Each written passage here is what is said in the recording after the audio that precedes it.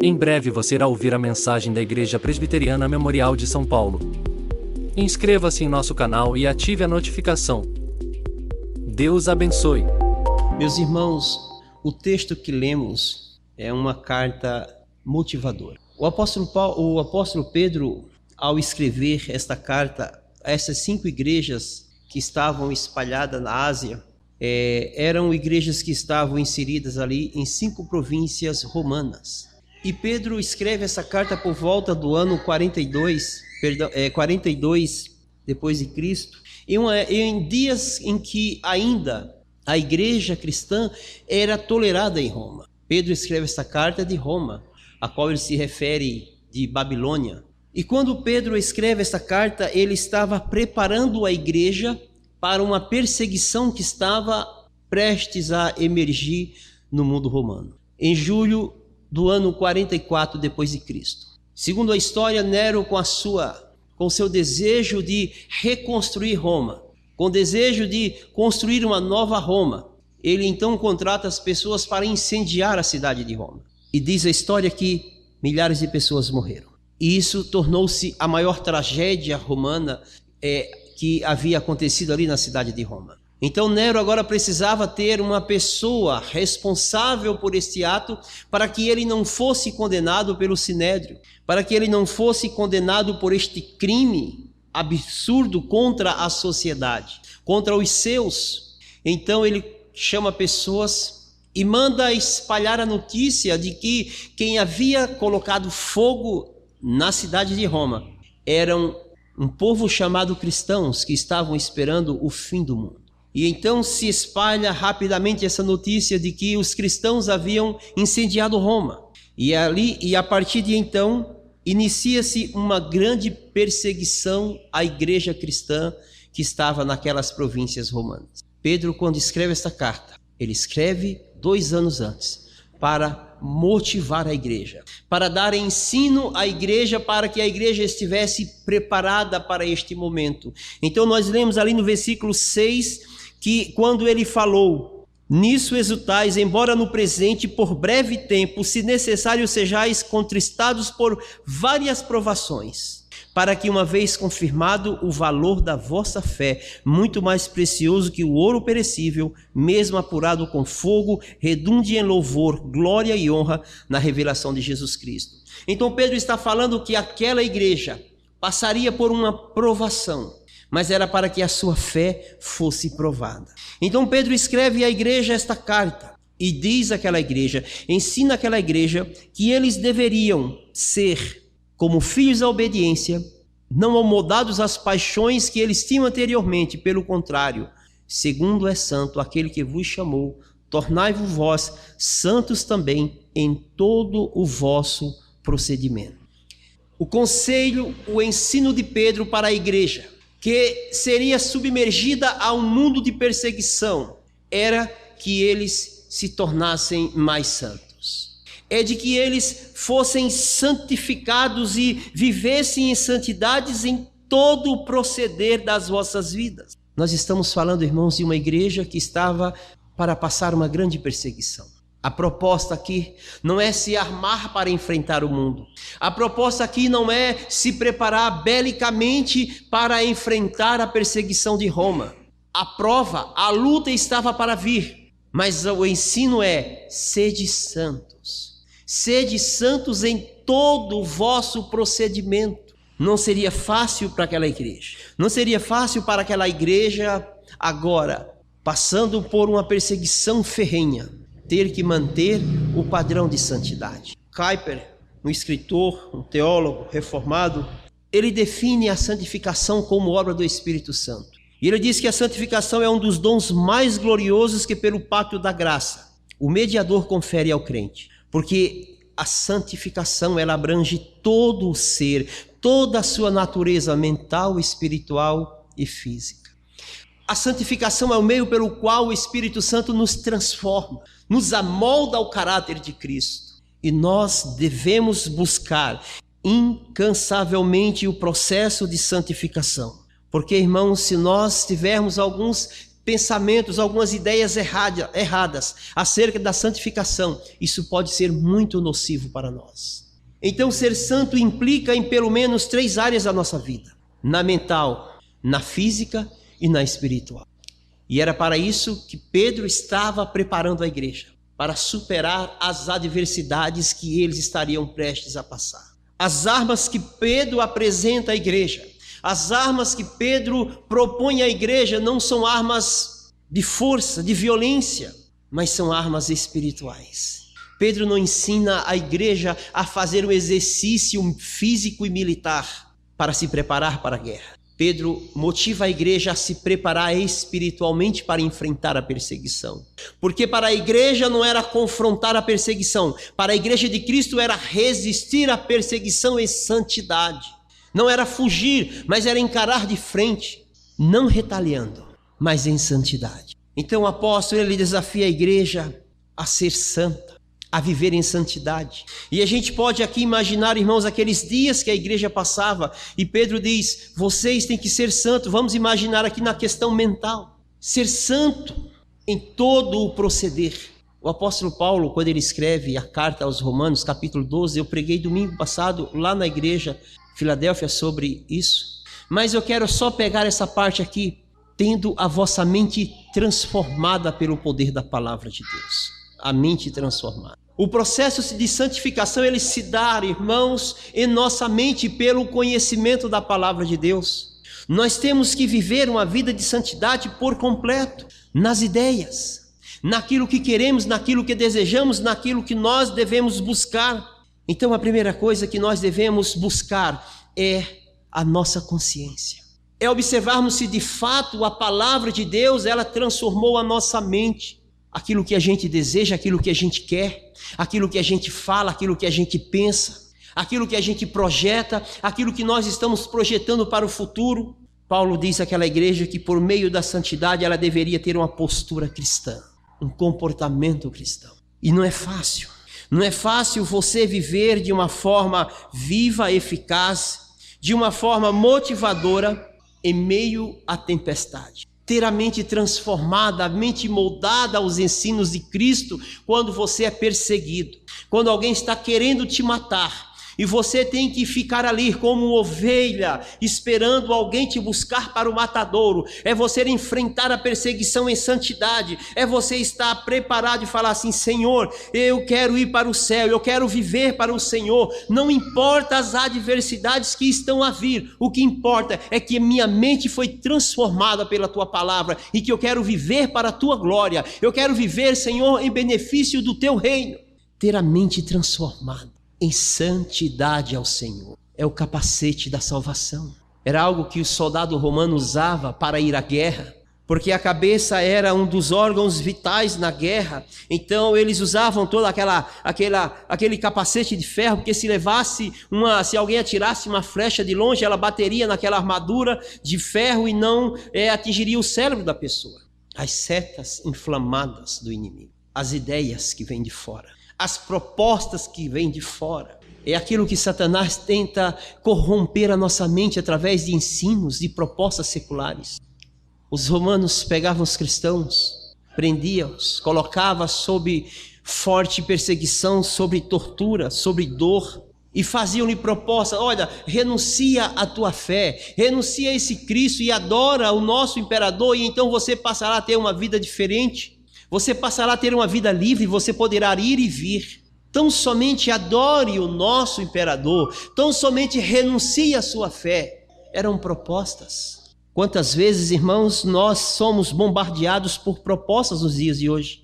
Olha, você tem que se submeter à Bíblia, você tem que se submeter à palavra de Deus. Não faz isso não, o diabo não fez isso, não se submeteu a Deus e vive aí há 6.000 anos. Olha, e tem liberdade, então por que você tem que se submeter à vontade de Deus, à palavra de Deus? Viva a sua vida do seu jeito, busque a sua felicidade.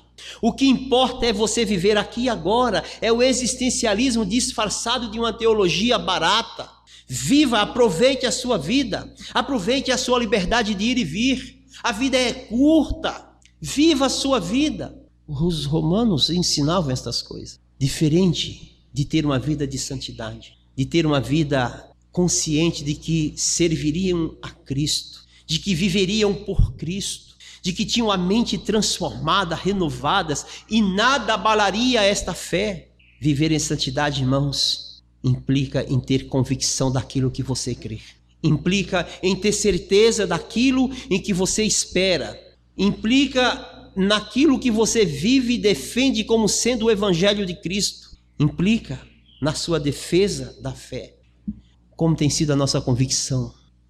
Como a nossa mente tem reagido diante de tantas informações, de tantas loucuras filosóficas, seculares que têm sido colocadas diante de nós, de tantos prazeres da carne que tentam nos corromper, mostrando que nós podemos fazer o que quisermos, da forma que queremos. Pedro desafiava aquela igreja a ser uma igreja viva, uma igreja santa, mas também em ideias. Era uma igreja que continuasse crendo e professando o Evangelho de Cristo. Era uma igreja que não se encurralasse no meio de quatro paredes e falasse: olha, nós já estamos salvos, nós não vamos mais lá fora falar do Evangelho, porque a convicção da salvação é para mim, não é para as outras pessoas. Vamos parar por aqui e degustar, desfrutar do dom da salvação que Cristo nos dá. Não. Pedro diz: vocês têm que viver dando um testemunho. A fé de vocês serão provadas. E vocês precisam dar um testemunho em santidade. Também tem a questão física.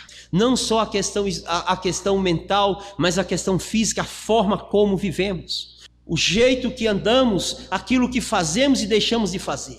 Pedro, ele vai escrever a esta igreja e diz: porquanto vocês foram chamados para sofrer também. Porque Cristo vos deu o exemplo, para que vocês sigam os seus passos. E uma vida em santidade tem que ser também em atitude, em comportamento, em andar como Jesus andou, em viver como Jesus viveu.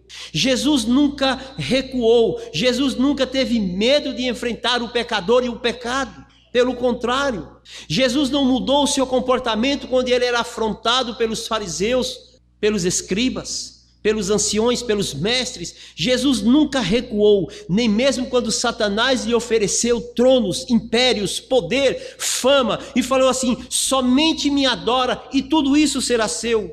Jesus não mudou a sua vida, ele não mudou a sua conduta, nem mesmo quando estava no Getsemane orando sozinho, e ele falava: Pai, se possível afaste de mim este cálice, mas que seja feita não a minha vontade, que seja feita a tua vontade, ó Pai.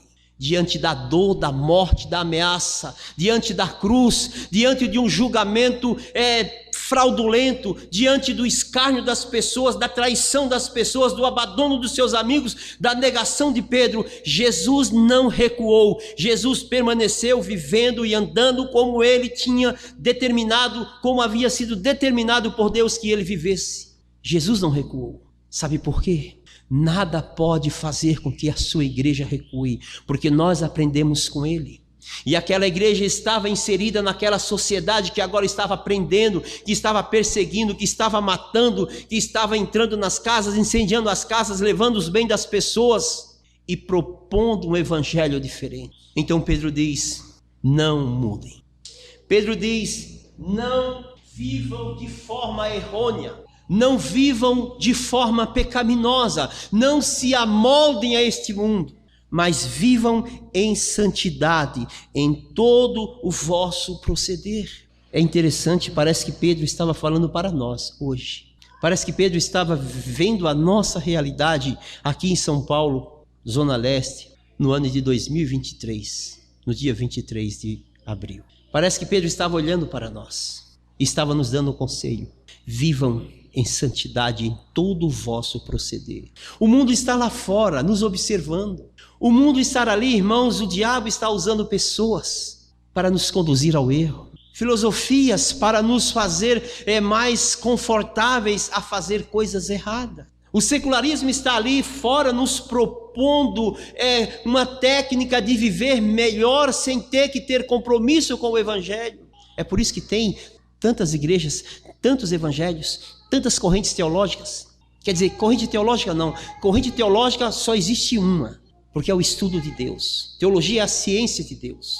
Existem filosofias vãs que procuram oferecer ao homem uma vida confortável, sem o compromisso da cruz, sem a responsabilidade da renúncia, sem o prazer de uma vida de santidade.